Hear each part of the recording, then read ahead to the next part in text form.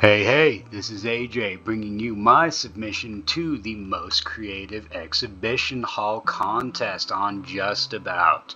We're starting here in Beverly Heights looking at the main wing of the museum, which has, well, two literal hallways, harkening back to the classical era of exhibition where lords and kings would use their great halls to show off their trophies of how cool they are at oppressing farmers, up to the Renaissance and Revolution era in which those farmers killed the kings and lords, took all their stuff, and then stuffed them into the literal hallways of the Louvre. So that's one way of defining it, but we've got a couple others. I mean, maybe what we're looking at is a place to store my massive haul of exhibits, like over here in my airway. But that's probably the least likely way of defining it, and in fact, just an excuse to give you a peek over here. What I'm actually looking to show you is something of a modern interpretation of the exhibit hall, a main wing of a museum dedicated to a singly defined curated space. And for today, we will be looking at the Beverly Heights Time Warp. Alright, so popping into the lobby of the Beverly Heights Time Warp, you are greeted by bureaucracy looking to take your money.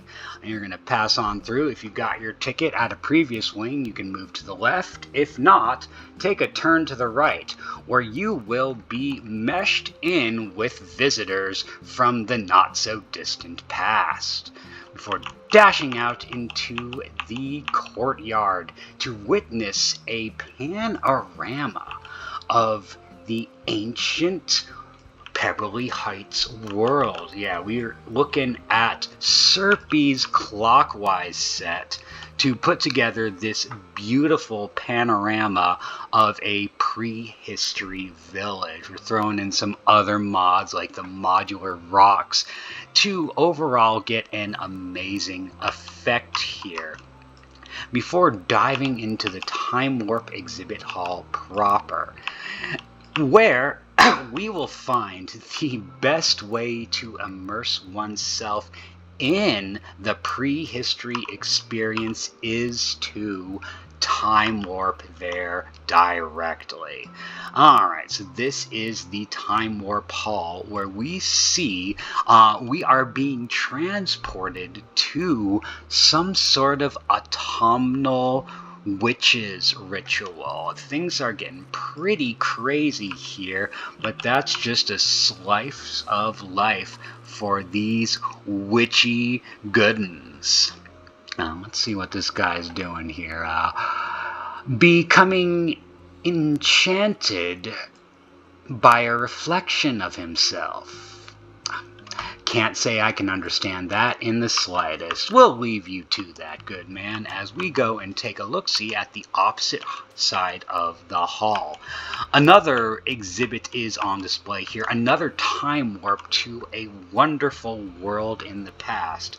And we are going to see just an absolute wonderful autumnal ritual happening here. Yes, you guessed it, a grand sporting event for the witches of long past. A good old Mesoamerican flavored game of cheeseball Quidditch. You've got all your accoutrements, you've got your broomsticks, you've got your flying cheese balls, and of course the colossal amber snitch, creating ultimately a very, very keen, immersive experience into the world of Mesoamerican cheeseball Quidditch. This is flanked by demonstrations of the technology that buzzes one away back to this distant past.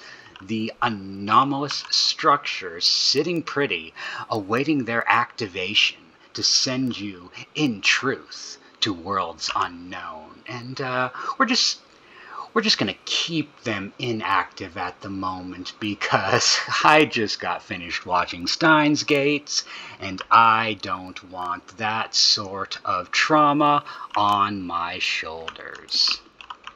All in all, this has been a demonstration of my most creative exhibit haul. I gotta say, with the mod tools that are coming out right now, this really is the best exhibit haul I have made as yet. I mean, did you wake up and expect to run into Mesoamerican cheeseball Quidditch today? I didn't, and I made it. That's just how amazing the work by these modders is. I was actually going to, what with all the pumpkins and witchery, submit this to the autumn contest, but simply because of how those modders act, the aesthetic of this game will be reinvented again and again, twice over by the time that even ends. So I'm sitting pretty waiting to see what those geniuses reveal next. But I'll catch you on the slip side, folks. This has been my most creative exhibit haul.